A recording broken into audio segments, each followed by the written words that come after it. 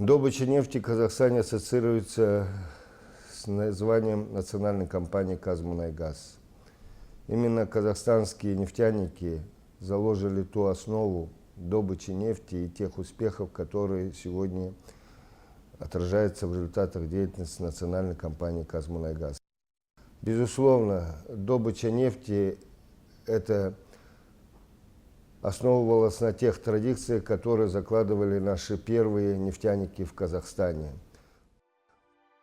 Традиционность это всегда было символом для казахского народа, и одним из первооснователей добычи нефти в Казахстане является один из первых казахских инженеров, один из талантливейших руководителей и в будущем крупный руководитель нефтегазовой отрасли Казахстана Сафи Тюбаев.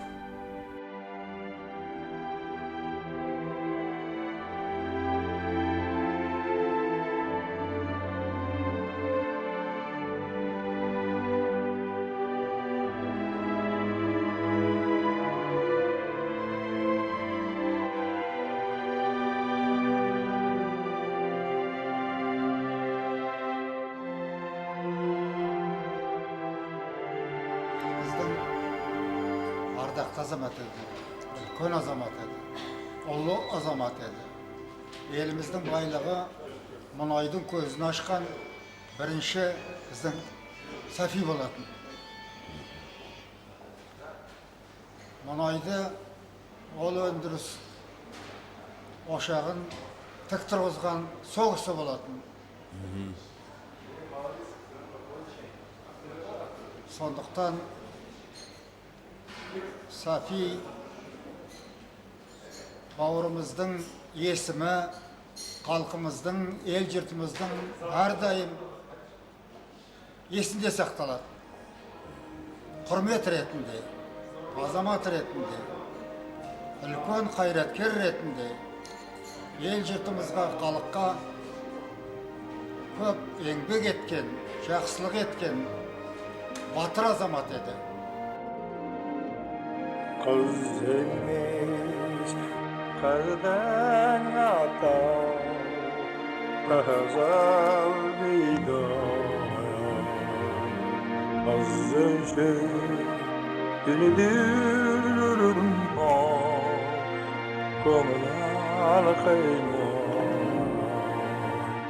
Kallana Başta bara Bildi bildi Yengesem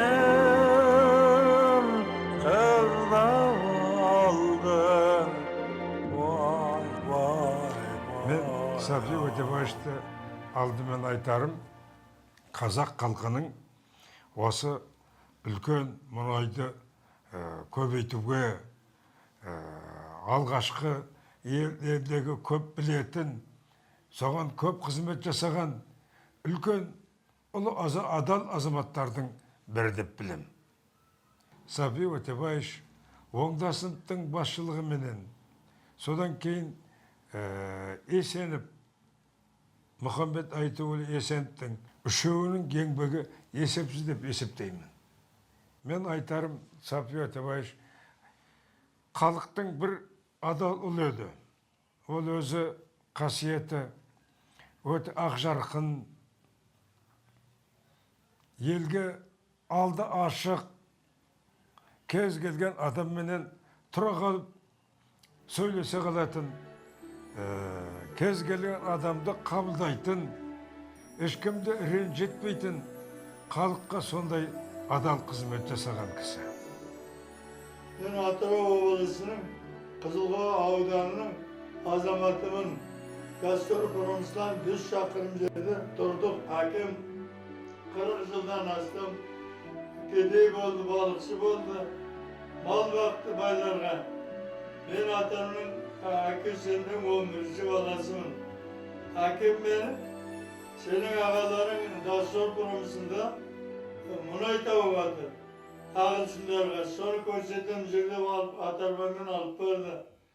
Қали ағам мені промысыға алып барып, Bana bizim günümüzde көрсетті, ол тәртәлшік болып жұмыс істейтін. Сонда барабан менен айналдырып, жолонкіден май алғанда, төбесіне май ылып тұрғанда мен сәпсем қорықтым да аядым. Онда мен 16 жыл еді бұл. Мен 7 жаста едім. Аяп кеттім деп ойладым. Ойпырмай, мына бір қиын жұмыс екен. Сол уақыттан бастап мен осы мұнайды үйренейін. Осының тетігін білейін деп, мұнай іші болуды армандадым. Мен Орынборда Раппакта оқып жүргенде 29 жылы 1 сентябрьде біздің общежитиедің қасында екі қыз келді. Біреуі толықтау қара торы қыз, біреуі аққұбашы жіп-жіңішке қамыстай қыз келді. Сол не керек? Сол бірден сол жаңа аққұбашы қыз ұнап қалды сердцеме.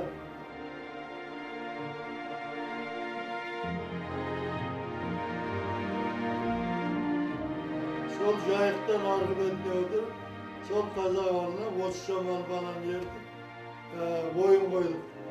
Сол бір школдың үлкен залына ішіне пішен төсеп жіберіп, сонда пьеса қойдық. Сол пьесаны қойғанда Қызжыбек пен Төлеген. Соны ойнап болғасын, жұрт қол шапалақтап жатыр. Балалар қамап, аршамында сол Шәрипе келетір екен. Ағай, ойын қалай өтті деді.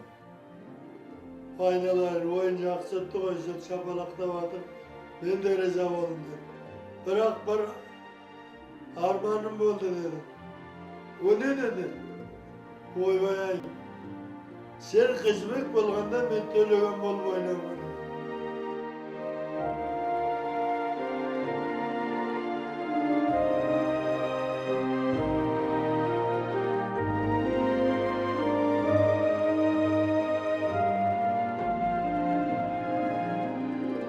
Azerbaycan Neftan Üniversitesi'ne düştüm.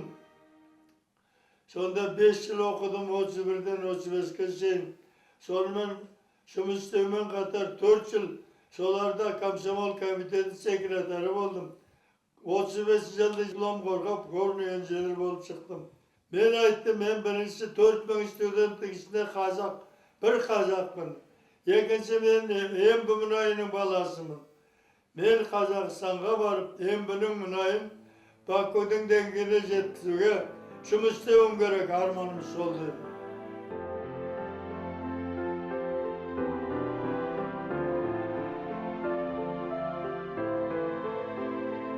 38 жылы Сәкен институт бітіргесін, ем бітіресіне бас инженер болды. Оны тағайындалғасын 37-38 түрілші кезеңнің кезі ғой. Сосын Сәкен бас инженер болды да 1-2 айдасын оның тресінің управляющий Гутин деген Кавказдан келген кісі. Оны қайдан білейін, жазығы жоқ та бартынан ақталған болу керек. Ол кісі шаталып бітті. Сосын Сәкен ем бітіресіне бастық болды. Бір күні айтты, бір күні бір скважина өртеніп, басқа маман жоқ, өртке өзім түстім дейді отқа.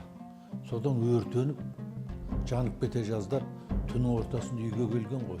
Бет-аузын бәрі май-май қап-қара, есік ташша, жаңағы танымай, бір құбыжық сияқты біреу кіріп келе жатыр. Шәрипа апамыз талып түсіпті. Мен Сапимын дейді, таныған жоқпын. Үсті басы өртенген, қасы өртенген, шашы да шарпылған, бет-аузы жарақ. Мен танымай үйге қайта кіріп, әжем бар еді. Әже сосын балаларды оятып, бір танымайтын кісі келіп тұр біздің үйге. Сапимын дейді, бірақ ұқсамайды деп сөйледім. Сосын әжем айтты, ой қарағым қайдан білейін. Әйтеуір қазақ болса, бәрімізді қырып кете қоймас, сен кіргіз бір мүсәпір адам болар деді. Сосын қайтадан барып, есік ашайын деп барсам, бұл ойбай сен танысайшы мені, мен Сапимын, мен өрттен шығып келіп тұрмын ғой деп сөйледі. Сосын есік ашып үйге кіргіздім. Мен үйге келіп қарасам айнаға, өзімде танымай қалдым, өзім. Бет-аузым бәрі жара болған, қас қабарым бәрі күйген.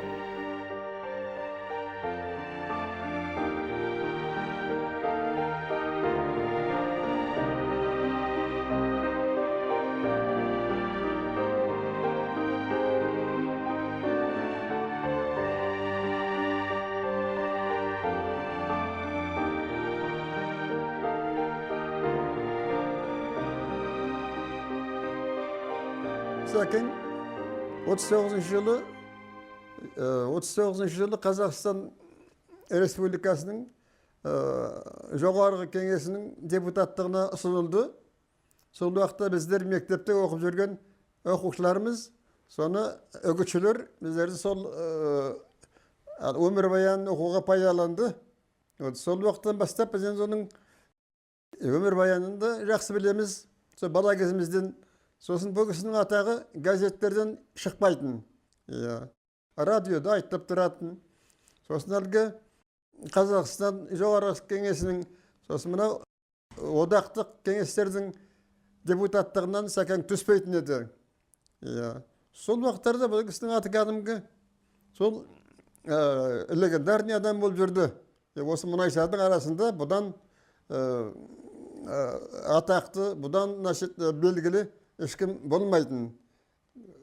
Анау разведкілерде жер төленің ішінде отырғанда, сонда бұл кісінің газеттегі суреттерін әркім сол үйлерінде іліп қоятын. Бізбен қатар сонда Мәскеуде Мирзаян болды, яғни секретар ЦК. Ораз, Исаев Ораз болды. Бәріміз Кагановичте түнде февралдың басында сол түлгі 2-де қабылдады. Біз сосын жағдайын айттық ең бірі. Осындай керектерімізді айттық. Бізге көп қаражат берді. Бұрабой станоктар бір техника, машина. Керегіміз барын қарық қылды. Көп мұнай беріңдер. Қазақтар деді ғой, сосын. Біздің бір үлкен мәселеміз бар еді. Бізге анау Қосшағыл промысыл аштық, онда мұнайшылар мұнай әйдетін тұрғанмен біз оларға су беріп тұрмыз, мұнай аралас су дегенде бізге ұрса бастап еді.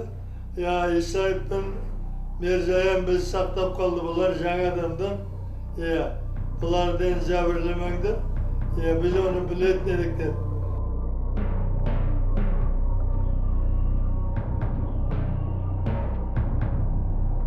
Сосын айтты, не керек олысы?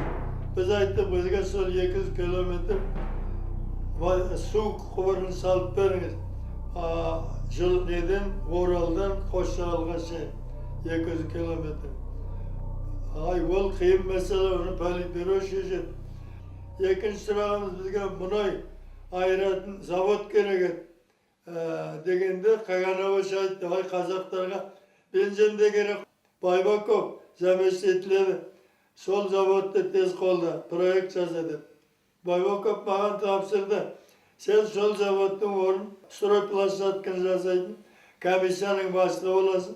Қайда саласың заводты, соны шешіңдер. У истоков строительства нашего завода стояли крупные организаторы нефтяной промышленности СССР. И одним из таких был Сафий Утибаевич Утибаев.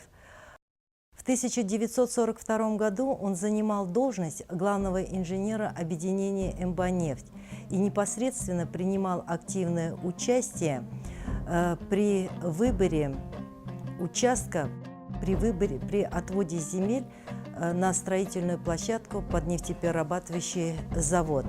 Именно под его непосредственным руководством разрабатывалась и утверждалась научно-техническая документация. Технический проект нашего завода был разработан американской фирмой «Баджер и сыновья», а привязка к местным условиям осуществлялась проектировщиками из этого объединения. И именно работой этих проектировщиков руководил Сафий Утибаевич Утибаев. Соғыстан кейін 51 жылы біздің үкіметіміз партия маған үлкен міндет тапсырды. Қазақстан мұнайын көріп те басқар үлкен мұнай күрес деді. Сол бойда үлкен мұнай табу үшін ең алыстағы Маңғыстау 1000 шақырым жер көріптен алыс жерге мидей дала, елсіз сусыз далаға шықтық. Өте қиын болды. Осы объединение Маңғышлақ нефт деген ол кезде тасын қалап кеткен адам. Ол Совет үкіметінің кезінде бір жерде жаңа мекеме ашу, соның ішінде үлкен өндіріс ашу деген ол оңай зат емес. Ол үшін қаншалықты Совет министрліктерде біздің тек қана Қазақстанның емес, бүкіл одақтық совет министрліктерде, министерстволарда және ЦК Компартии сондай жерлерде оған шешім алуға, дұрыс шешім алуға, осы жердің байлығын жаңа барлауға, оны табуға, оны тапқаннан кейін өндіруге, осындай үлкен өндіріс ұйымдастыруға ол кезде деген ол оңай шаруа болған жоқ. Соны бірақ басында ол Сәкен жүріп, өзі соны ұйымдастыруына қатынасқан адам. Қатынасқанда кәдімгі бірінші адам болып қатынасқан. Вот на Сахалине во время, за 10 лет работы в бурении, были годы, когда они каждый день сдавали по одной скважине. Представляете, это же не 300-400 метров, это за 1000 метров каждая скважина. И каждый день почти, ну или 1,5-2 дня одна скважина, это очень, сейчас даже оценить тяжело. Сейчас никто так не бурит, ни здесь, ни за границей. Это были такие рекордные, триумфальные годы работы на Мангышлаке. Триумфальные годы. И вот доверие Сафи Утебаевича на Сахали оправдал. Оның мұнайы 32 градуста қатып атады. Соларды жасау үшін оған жаңа көптеген жаңағы пештер табу керек болды, қыздыру керек болды, жолға қою керек болды. Жердің астындағы мұнайды көтеріп жоғары тасымалдау үшін, жердің астындағы қысым төгілмеу үшін жердің астына су айдау керек еді, жаңа поддержанный пласт давление. Сол мезгілде 65 жылдары бұндай тәжірибе болған жоқ, бұндай кен орнын игеру. Сонда ғана бұл жерде көптеген мамандардың осы бойлап тапқаны жердің астына су айдау керек болды. Жердің астына су айдағанда, жердің астында мұнайдың температурасы бір қалыпта тұра түспейді. Жерге көтерілгенде өзінің температурасын сақтап қалады. Ол үшін осы Сафи ағамыз өзі бірнеше рет Москваға барып, соның ішінде айтайық, оның замандасы Байбаков Николай Константинович деген, о да бірге оққан ғой сол мезгілде. Ол сол мезгілде министр болды, жаңағы председатель госпланның төрағасы болды. Солармен бірге жұмыс жасап, мына министр шашын дәрменін, соның бәрін дәлелдеп, бүткіл Совет одағында қандай заводтар бар, қандай заводтар қандай технологияны шығарылады.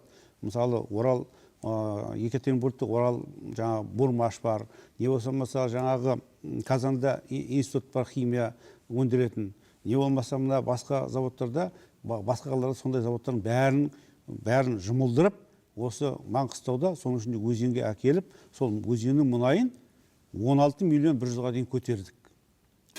Нет такого уголка на карте Мангышлака, где бы не побывал Сафи Утебаев, один из пионеров освоения богатств полуострова Сокровищ. Постоянный поиск и творчество — его отличительная черта. Выросла в голой степи еще одна буровая вышка.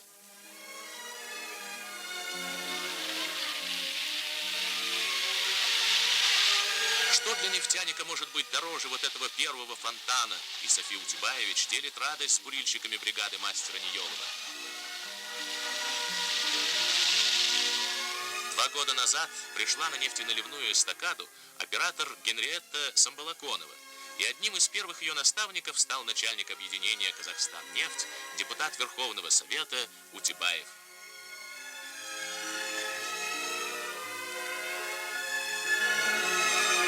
Растет и благоустраивается город нефтяников. Если вам доведется побывать на Мангышлаке, вы всюду увидите следы этого удивительного человека, народного депутата. Сотни нефтяных скважин, новые рабочие поселки, дворцы культуры, школы. И все это на той самой карте, что еще совсем недавно была для нас белым пятном. Мен Сәкен туралы айтатын болсам, бір мәселені айтып кеткім келеді. Кешегі Совет дәуірінде біздің мұнай саясаты, мұнай өндіру саясаты тікелей Мәскеуменен байланысты болды. Бір эпизодты айта кетуім керек. 67 жылы мен жұмыс жасайтын экспедицияны Мәскеуден приказбенен экспедиция атағын жойып, контора бурени деп аударды. Сол кезде біздің жұмысшыларымыз аппаратта, экспедицияның аппаратында жұмыс жасайтын адамдар айлығының 40%-нен айырылып қалды. Ол кездегі біздің экспедицияның мамандары көбісі Кавказдан келген, Россияның Татария, Башкириядан, Волгоград жақтан келген мамандардың көбісі негізінен айлық үшін келеді ғой, дала алыс жерлерге. Ал осы жерде Сәкен бір стратегиялық қимыл жасап, сол жерге, сол приказ шыққанына бір жұма жетпейтін уақыттың ішінде министрді шақырып алып келді. Алдын ала дайындап қойған біздің бір жұмыскер қазақ қызымыз дұрыстап министрге айтты. Ақтаудағы жағдай қалай, біздің мына даладағы экспедицияның жағдайы қалай. Ана жақтағы адам мен мына жердегі адамның айлығы бірдей болуы дұрыс па? Сіздің приказыңызбенен біздің экспедиция 40%-нен айырылды. Осы дұрыс па деп тікелей сұрақ қойды. Көп ұзаққа созбай, сол қиын мәселені сол бір жерде шешіп кетуге әрекет жасады. Шешті де. Бұл әрине жаңағы айтқан сондай қимылдар біздің қазақтың даласындағы өндірістердің дамуына атсалысып жұмыс жасаған адам орталыққа сондай кейбір олардың саясаттарына қарсы шықса жақсы көрмейтіні белгілі. Менің ойым, кеше енді 100-ге жақындап қана өмірден кеткен адам, ол кезде әлі күші, энергиясы сол кездегі ол 45-50 жасар адамға тең келетін кезі еді. Соған қарамай, ол кісіні ертерек жасы зейнетке жеткен бойда зейнетке шығарып жібергенінде сол жаңағы орталықтағы саясаттарына кейбір жерлерде қарсы келгенінен шығар деп ойлаймын. Ол әрине халық үшін қарсы келді ғой, болса да өзі үшін емес. Күні түні тек жұмыс істеп жүрген кісі бір сәтте жұмыссыз қалды. Соған қатты қиналды. Үйде орын таба алмай өзіне. Әрі есіне түсіп, ой, ана жерде промыслда не болып жатыр, бәріне уайымдеп, телефон шылдырласа, соған жүгіріп өзі. Сосын жұмыс іздей бастады, лайықты жұмыс таба алмады. Одан кейін дача сатып алдық.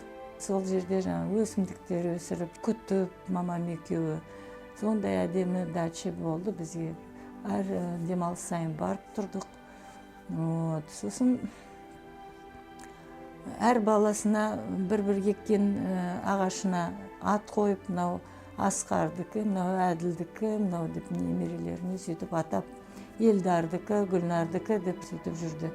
Сөйтіп бірте-бірте сол жүрегіндегі салмағы кішкене азая бастады, білем.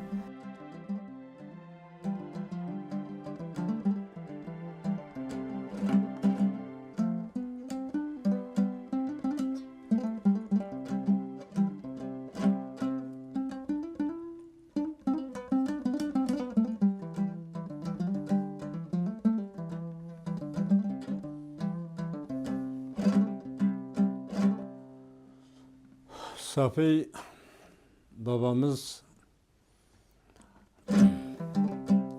қазақтың бір туар азаматы.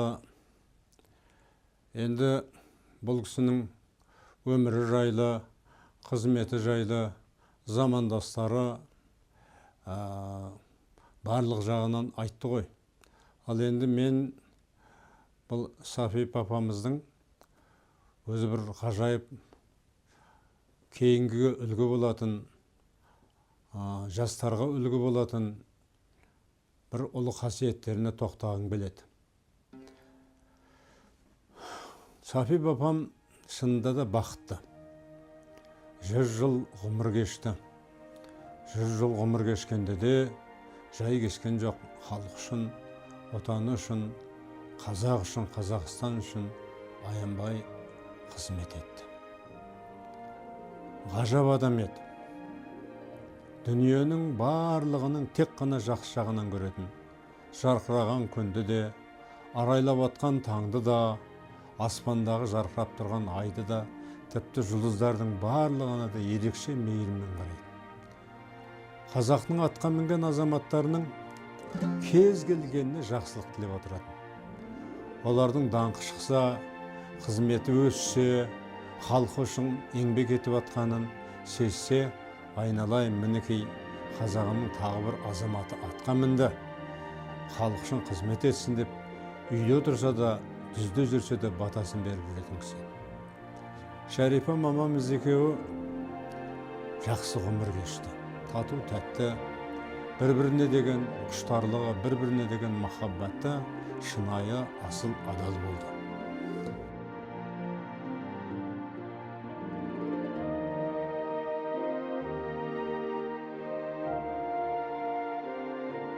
Сәбит айналайын, кішкене демалайық, бір ән салып жіберші, шаршадық қой.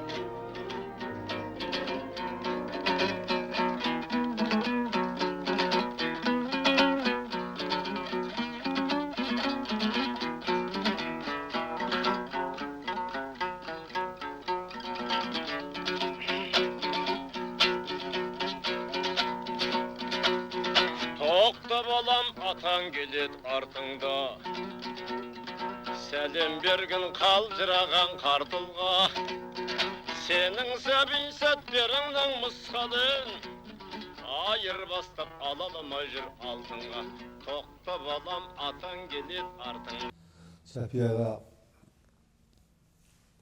бір ғасырдың өмірін сүрді. Және жақсы өмір сүрді. Сырбаз, кісілікті өзі әдемет. Бұлай отырыстарда көңіл түскен кезде ол кісінің жаңағы айтатын өзінің негізі екі әні бар еді. Ол мына батыста кең айтылатын май тура деген ән. Сосын арқада жалпы қазаққа кең тараған бұл қыз бидай дейтін ән.